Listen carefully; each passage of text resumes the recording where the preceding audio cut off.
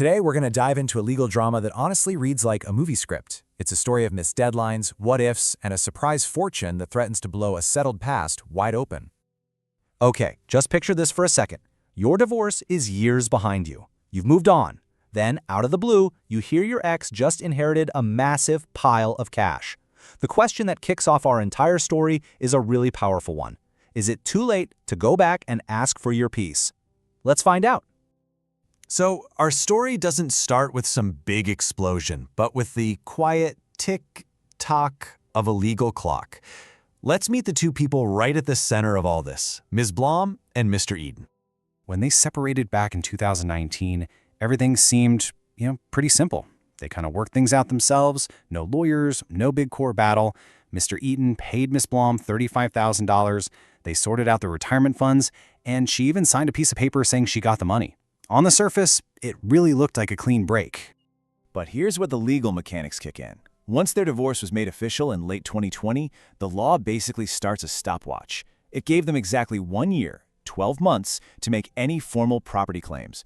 By late 2021, that window didn't just close, it slammed shut. Legally speaking, the case was done. Or so everyone thought. Now we get to the moment that changes absolutely everything. For more than 2 years, life went on. Ms. Blom even remarried. But then, a single piece of news lit a fuse on a conflict they both thought was buried deep in the past. In late 2023, Mr. Eaton's mother passed away, and she left him an inheritance of over $180,000 plus a car. We're talking about a life-changing amount of money here, and it arrived long after his financial connection to his ex-wife was supposed to be completely severed. So Ms. Blom finds out about this inheritance, apparently through a chat with Mr. Eaton's sister. And you have to imagine all of a sudden that $35,000 settlement from years ago probably started to feel, well, a little small. So what do you do when you get news like that, but the legal door is already locked? Well, she decides to try and pry that door back open. In January 2024, more than 2 years after the deadline, her lawyers fire off a letter to Mr. Eaton demanding a whole new settlement. He refused, so she took him to court. And just like that, the stage was set for this huge showdown over one simple question. Can you ever really leave the past behind? Okay, so this is the absolute heart of it. How did each of them explain that 2-year delay? Ms. Blom told a very powerful, very emotional story. She claimed she'd been a victim of abuse and control that left her so emotionally and financially paralyzed that she was just unable to get legal help in time. But Mr. Eaton, he told a completely different story. He said their split was friendly, the deal was final, and the only reason she's suing now is because she smelled the money from his inheritance. Two people, one past, two totally different realities. And this brings us to the climax, the courtroom. The judge looks at all this and decides, you know what? Written statements aren't going to cut it. To get to the truth, both Ms. Blom and Mr. Eaton are going to have to take the stand, where every single claim is about to be put under a microscope. And this, right here, is the turning point. Under questioning, Mrs. Blum made a really critical admission. She said that back in 2019, she got $30,000 from Mr. Eaton, but made a, and this is her word, conscious decision not to spend it on a lawyer because she thought the fees would be too high.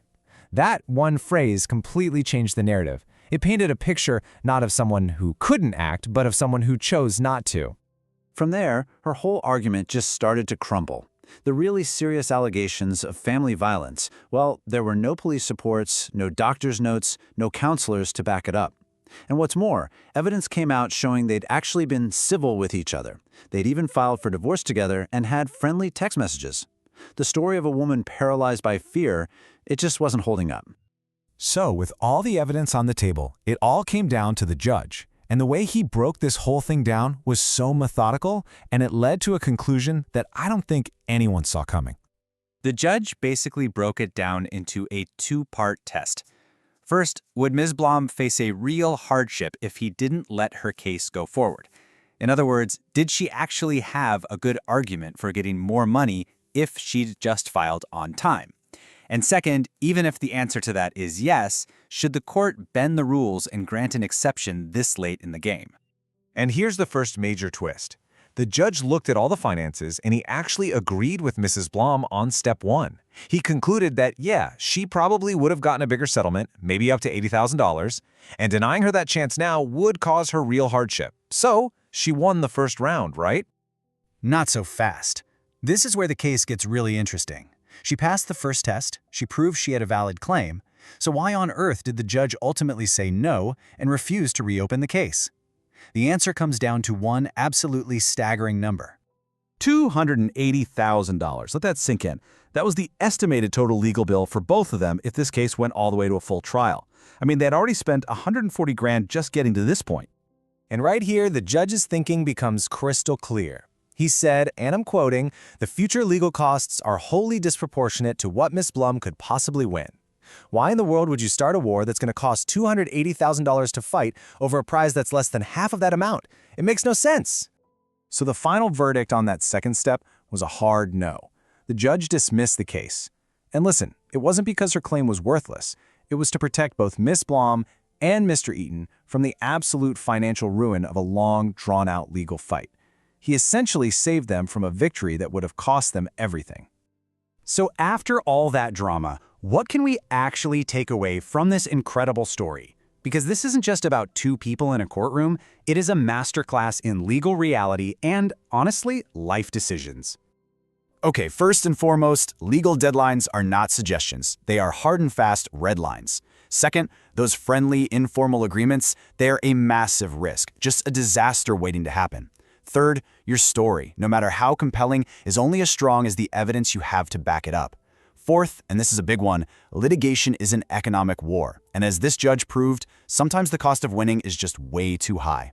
And finally, when you move on with your life, make sure you have legally, officially closed the book on your past. This whole case really leaves us with a pretty profound question.